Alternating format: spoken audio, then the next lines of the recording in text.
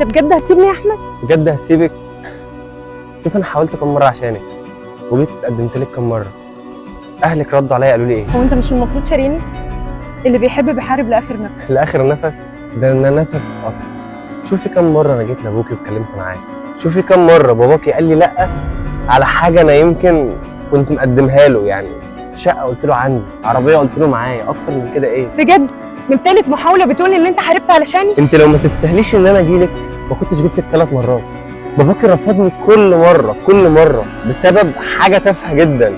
شوفي انا مستواي عامل ازاي، مستواي مش قليل على فكره. باباكي هو اللي راجل طماع، هو اللي شايف نفسه، هو اللي شايف ان هو بنته برنسس اللي هتعيش في مستوى مش موجود في الحياه. مفيش حد بيعيش كده. انت لو بتحبيني فعلا شوفي كنت هتقنعي باباكي زي ما بتقنعيه اي حاجه نفسك فيها. عربيتك الجديده بيجيب لك، موبايلك الجديد وبيجيب، وبتزني عليه عشان يجيب لك.